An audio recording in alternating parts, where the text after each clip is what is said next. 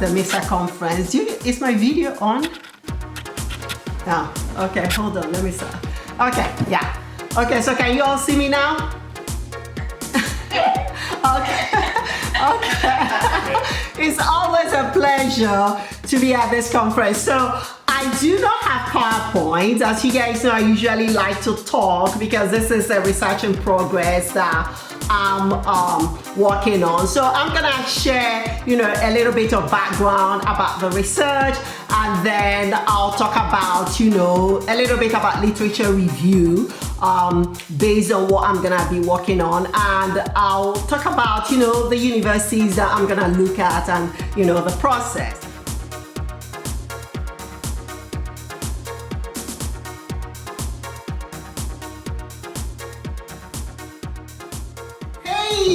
Welcome back to the Fashionista Professor channel. And so today I just finished my talk at a MISA conference, and I'm gonna include portions of the academic research conference that I attended via Zoom today. And I decided to go ahead and share with you all my outfits that I wore for the conference. So I have this black bodysuit, and I actually had another pullover, but because it was cold, I took it off because after talking, I felt warm, so I took it off. So I have the bodysuit, and I have this fabulous, customized for me suede and shearling coat. And it used to be long sleeve, but I had a stylish, make it into a vest so I can wear it to more places, okay? And so, I also have the black shearling hat and muff. So I'm gonna style it, during this intro, and then when I'm modeling, I can take off the hat and then maybe just keep them off, okay? And then, this coat is fabulous. It's a size small, and is by designer. Let's see who the designer is. The designer is A&F Originals, New York. It's made in USA. I hope you can see that. And then I have this fabulous conservative looking latex skirt that you can style different ways. You can pull it down to make it longer, and you can raise it up to be shorter. So if I'm going for lunch or something formal, I'll pull it down to be longer. And then of course I have this misguided silver rhinestone studded boots, or multicolored studded boots. And so this is the look, and of course I'm still feeling my rhinestone sunglasses, so I'm wearing them, and the rhinestone belt. So this is the look. This is the look. So let me go ahead and do a quick Fashionista Professor runway modeling of this outfit for you all. And please don't forget to check me out on my Patreon at Fashionista Professor.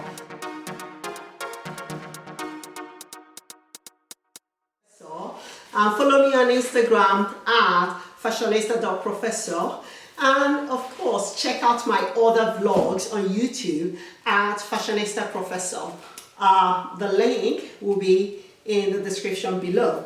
So comment down below and let me know if you like this vest coat with the belt that came with it, or if you like it with a black coat. When I'm doing the Fashionista Professor showcasing of this coat, I'm gonna take off this belt that comes with it because I think I prefer black. What do you think? Comment down below and let me know, okay? So let me go ahead and do the Fashionista Professor runway showcasing of this coat. So music, hit it!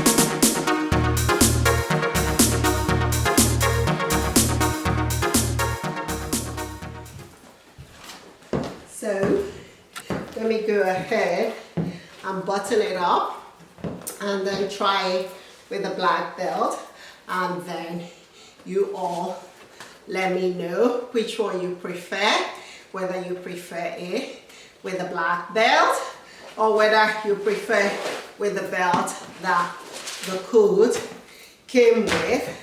So if I try it with this belt,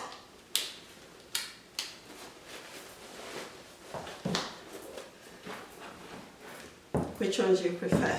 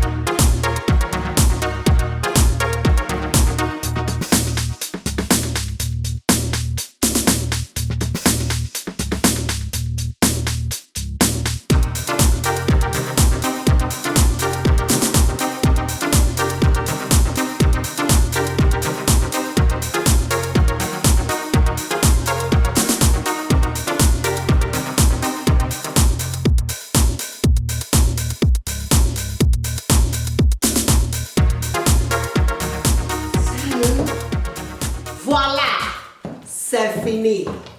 C'est fini, mes amis. So that's it for the Fashionista Professor showcasing of this fabulous outfit. I hope you enjoy the showcasing as much as I enjoy making the video for you all. Don't forget to comment down below and let me know what you think. And I decided to add certain clips of my conference presentation today such that you can see what my day looks like. So it's not all about fashion and vlogging. I actually do research and do work in health and criminal justice and policy.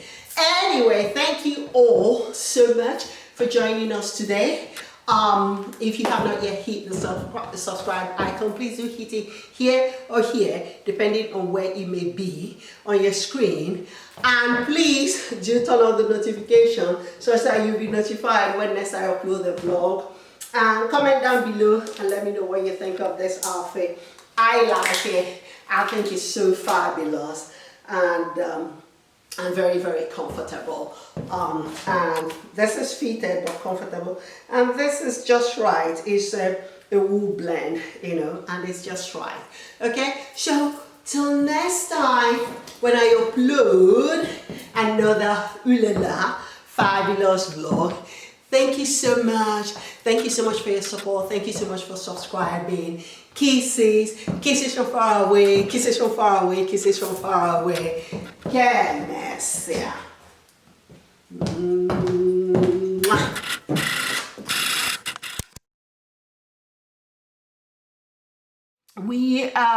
Research has consistently shown that, and this ties in with what Dr. Thompson's talk was all about in regards to diversity. Research has consistently shown that African Americans are more likely to be stopped by police, okay?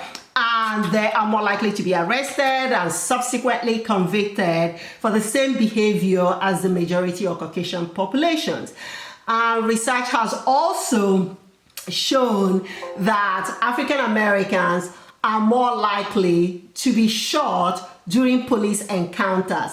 And this is actually, the data says it's 3 times more likely, both from Harvard research, Yale research, and I have a whole bunch of other research that have shown that. And so this is despite the fact that African Americans are less likely to have guns, during such stops. So because if the argument is that, they're more likely to be shot because they have a propensity of having guns during those stops, that argument has been voided by the research that shows that African Americans are less likely to have guns during such encounters, yet that are more likely to be shot. And so the funny thing was that before the George Floyd killing this summer, as you guys know, those of you that have been with me at other conferences, I've consistently talked about the injustices within the criminal justice system. And so the bottom line is that before the George Floyd killing this summer, there was not a general consensus among US population that, there is a skewing against African Americans with regards to police encounters. I mean, African Americans were cognizant of that and they talked about it, and especially with the advent of video phones and cameras, they could document it. But generally, there was not that national agreement that, something is going on and something needs to be done. But that changed with the killing of George Floyd. I'm sure you all are cognizant of that, whereby he was accused of allegedly trying to use a $20 counterfeit bill. And that is very interesting because, like, when I talk about it in my lecture classes at the university, I tell my students, I said, I've been to places where, like, I've seen majority population. In one instance, this woman handed a $100 bill, and like how they use that pen to, scratch it. And so they scratched, to mark it, and they marked it, and the clerk said, I don't think we can accept this because he did not check out. They did not call the police. They did not do anything. The woman walked out with her $100 bill.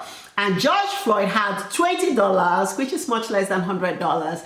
And they called the police on him. And the manner of the arrest was something else.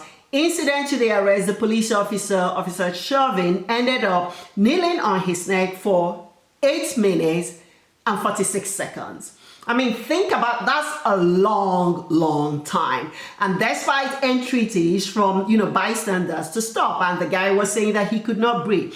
But anyway, one of the defining, because people say to me, Dr. Magruder, what was it about that particular that brought people to the idea that, something is going on? I mean, there are various factors, we are in a pandemic, people are more cooped up at home, for lack of a better word. So they have more of the opportunity to watch social media, watch the TV.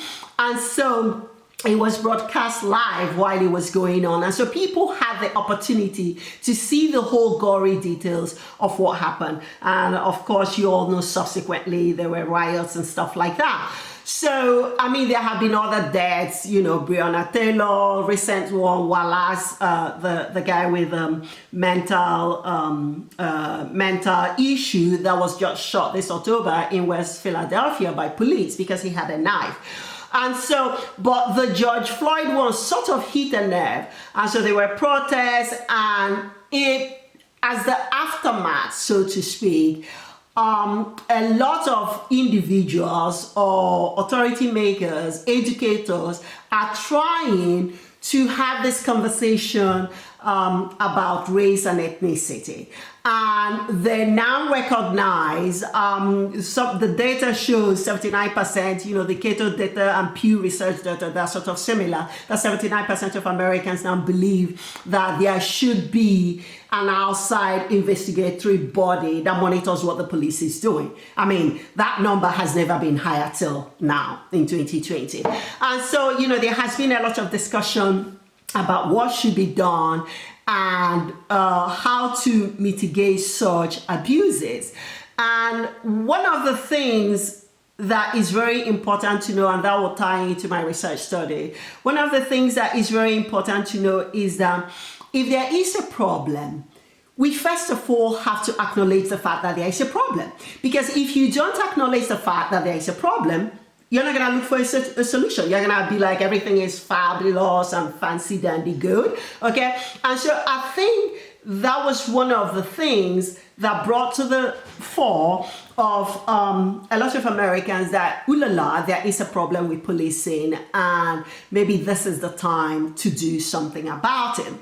And so that brings me to my research topic. So different universities across the nations are trying to, like Dr. Thompson said, you know, the dean came up with the initiative for Austin P. I didn't get the name of the dean, but anyway, so different universities across the nation are trying to increase diversity across the university system, both within the student body and especially within their faculty.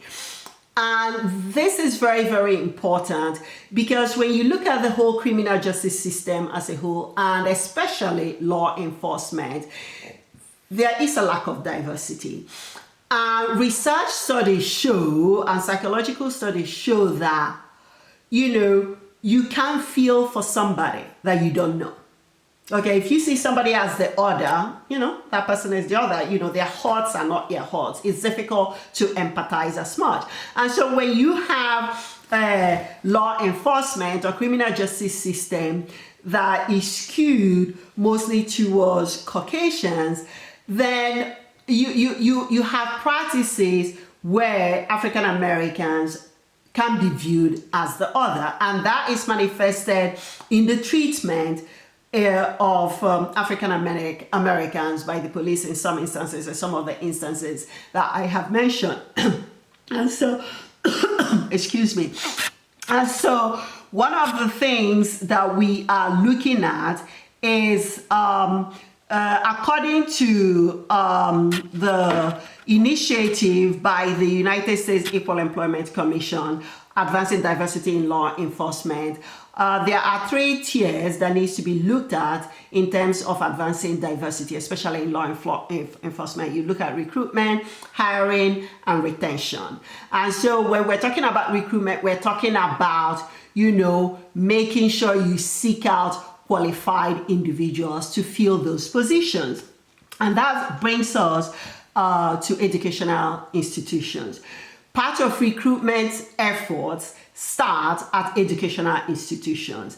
And so criminal justice programs across the nation teach and train criminal justice majors that will eventually be hired into law enforcement or into the general US criminal justice system. And so when you think about that, you begin to realize that there is a need for diversity within the various criminal justice programs in the nation, because these are the programs that are going to train and have future law enforcement criminal justice people. Because in the criminal justice department, when I teach classes, a lot of the students in the programs tell me that they're going to be police officers or border patrol officers or something like that, or investigative officers, or they want to work for the FBI, and so on and so forth. And so you have them being trained within those criminal justice programs for them to go out into the general system and be law enforcement officers or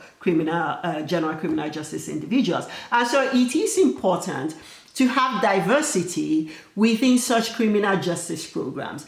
And, you know, like I mentioned earlier, research shows that when you have such diverse interactions, and even diverse interactions within police departments, and cultural interactions within such police departments, there is the ability to get to understand, you know, people from a different perspective or different culture. And so that was what led me to the thrust of my research, my ongoing research. There have been so many various research on diversity in law enforcement and all that, but I have not seen any research thus far that has looked at diversity within educational institutions in Tennessee. Okay, and the diversity, when I'm talking about diversity, I'm specifically looking at diversity within the criminal justice programs at such institutions. And I decided to focus on public universities because public universities, they get quite a good share of tax dollars. And so I decided that was a good way to start with regards to checking the diversity within the faculty and the general population, especially within the criminal justice department.